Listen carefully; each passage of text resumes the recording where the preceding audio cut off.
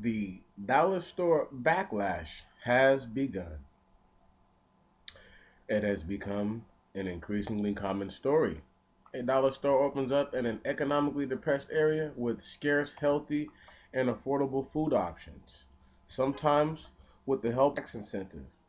It advertises hard to beat low prices, but it offers little in terms of fresh produce and nutritious items, further trapping residents in a cycle of poverty and ill health.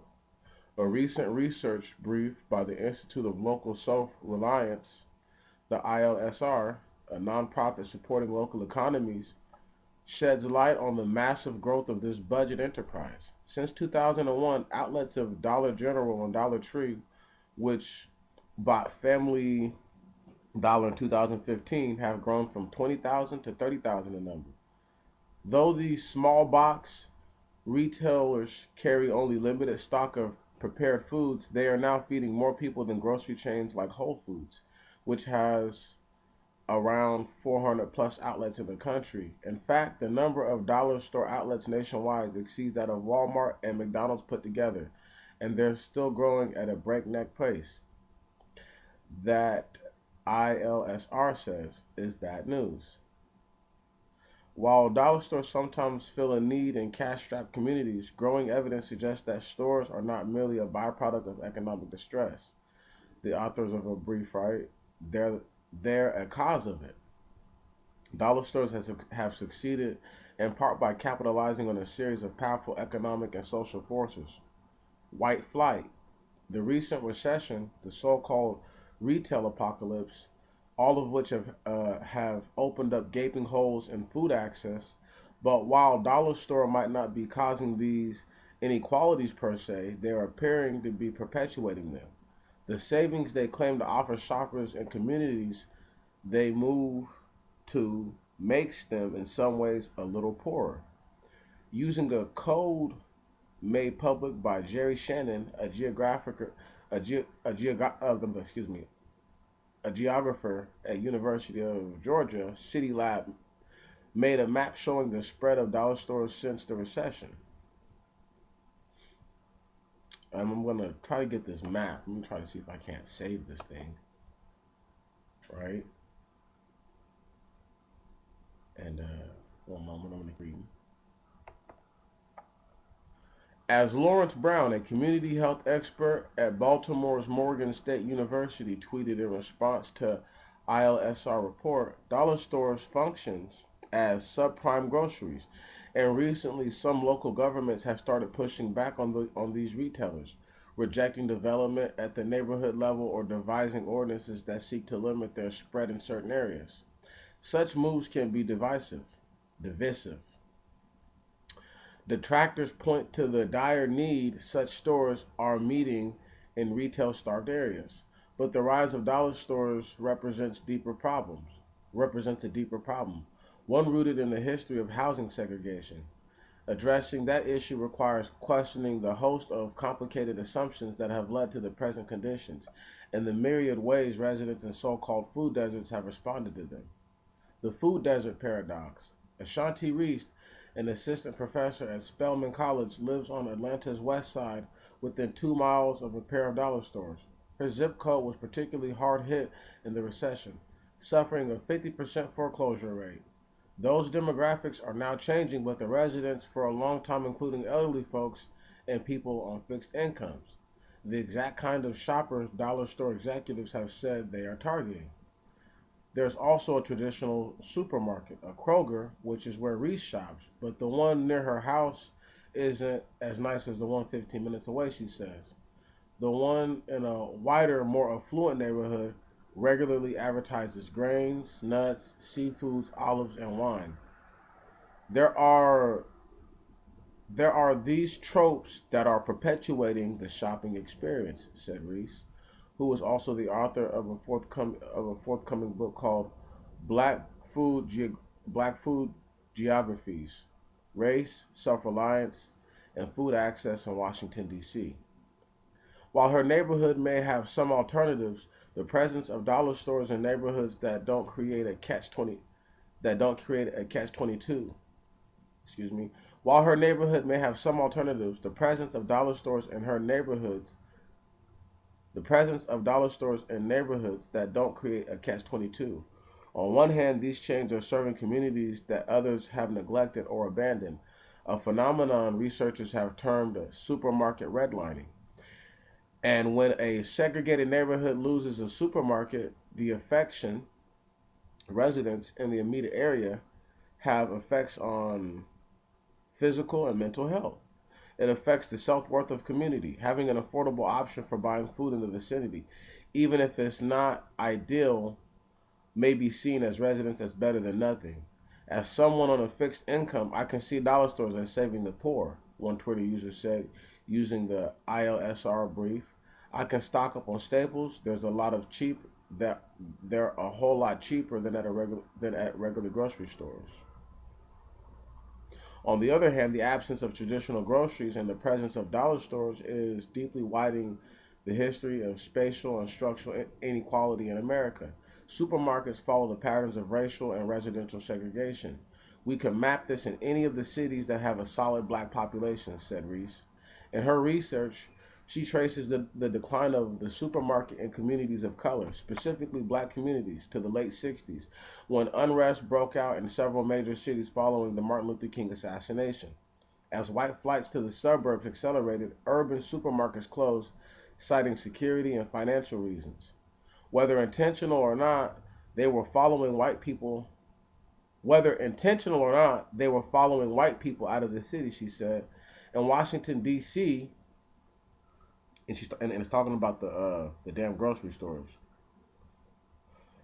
Where Reese did her research, she counted 91 supermarkets in 1968. In 1995, just 33 remain. We don't see a reverse. We don't see a reverse of that until now, said Reese. Today, economically booming DC has many supermarkets, but they are not evenly distributed across the city. In Ward 7 and 8 in Northeast DC, for example, only 3 grocery stores serve about the 150,000 residents. Recently, the ride-hauling company Lyft and local nonprofit Martha's Table have partnered up to provide supermarket rides to residents of these neighborhoods. Enter the dollar stores. Like Walmart before them, these retailers present themselves as creators of jobs and sources of low-cost goods and food in left-behind areas, both urban and rural. The 2008 recession bolstered their numbers and simultaneously restricting the resurgence of traditional grocery stores and swelling the potential customer base. Middle-class shoppers started frequenting these stores. In 2009, the New York Times picked up on the trend. The once dowdy chains that lured shoppers by selling some or all of their merchandise for $1 are suddenly hot. As the retail meltdown continues, in which many higher end retails and malls and shopping centers shutter or consolidate, compact low budget dollar stores have easily slipped into the vacant spaces left behind. Dollar stores have thrived in the last decade because of growing inequality that's a byproduct of power being concentrated in the hands of a small number of wealthy entities, said Marie Donahue, the author of the ILSR brief. Today, dollar stores are thriving both in the poorest of small rural towns, are thriving in both in the poorest of small rural towns where environmental changes or globalization have wiped out economic activity, and larger cities like Baltimore, where decades of disinvestment in largely African American communities have left vast tracts barren of retail options. In a recent blog post tracking their rise in low income parts of Baltimore, planner and architect Klaus Philipson observes that dollar stores are now flourishing in many poorer neighborhoods like a parasite. As Cities Labs' Richard Florida has previously noted, there's a particular dense dollar store belt running from Ohio and Indiana in the north via Kentucky and Tennessee. To the Gulf Coast. There we go, to the Gulf Coast. Here's the Cities Lab map showing how they mushroomed across the South again using Shannon's code. Excuse me. See if I can't save this image also. Here we go.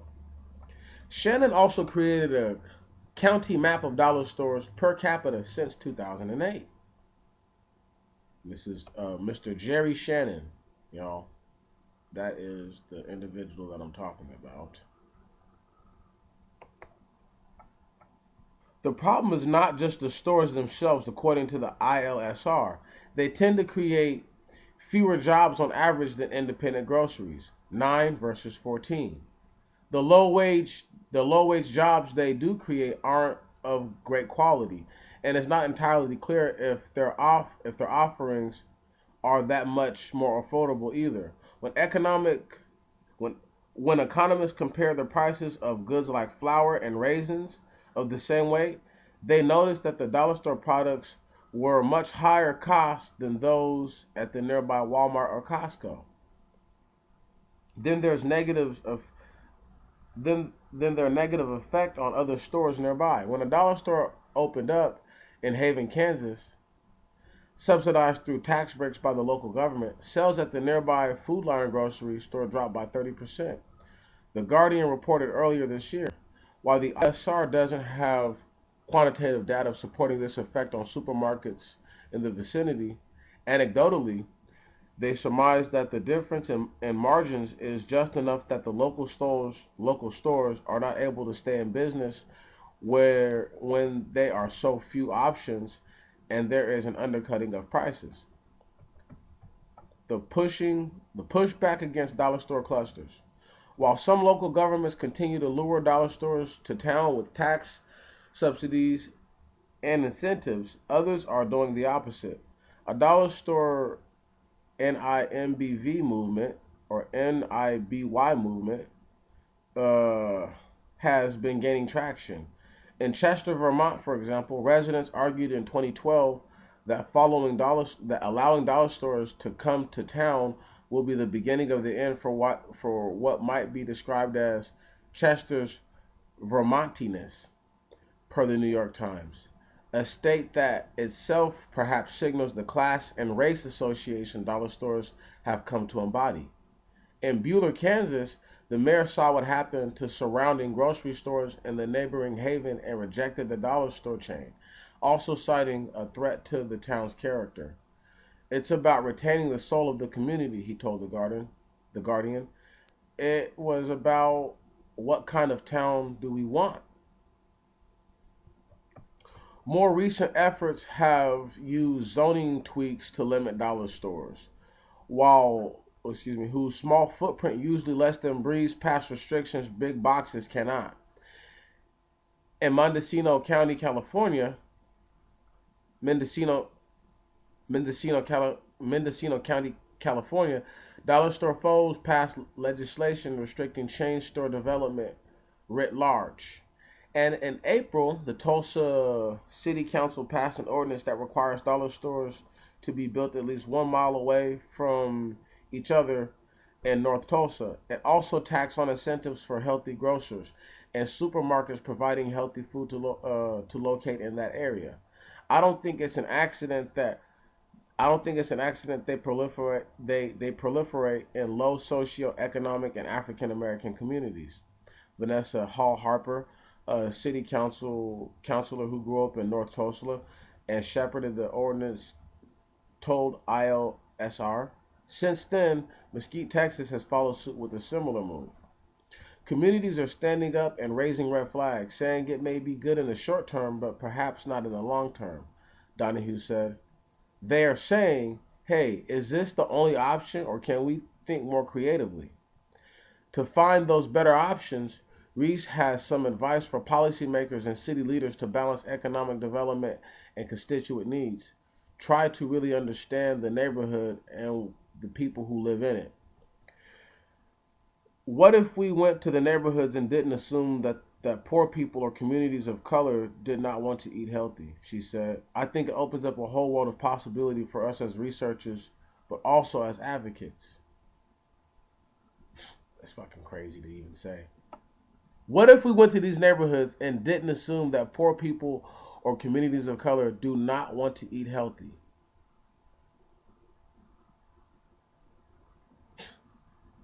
That's crazy. Do you guys hear that? Do you guys hear that? The fuckery. Because what she just said was, if we if we only acted as if these people didn't mind eating this bullshit. So they're trying to say that these people like this stuff. These people don't mind living this way. Right on. While the article just said the exact opposite, that when white people left because they were afraid that black people were gonna fuck them up because a white man killed Dr. Martin Luther King, and niggas was rioting and looting shit. They said, okay, we got to get up out of here and go somewhere else. And what that did was that hurt the rural whites, the uneducated whites, right? And the blacks who could fend for themselves. The government didn't allow for these guys to get the licenses and things like that needed to even open up the grocery stores. You got to understand what this article is really saying. It's saying a lot more than what's written. You know, uh, this isn't the beginning of anything. What this is just the totality of the greed in this country. I've been telling y'all for a long time that the only reason why they're in this situation is because they refuse. When I say refuse, they refuse to give people what they need. Okay? All right? It's a choice. It's a choice. And when you have a system, right? White heaven,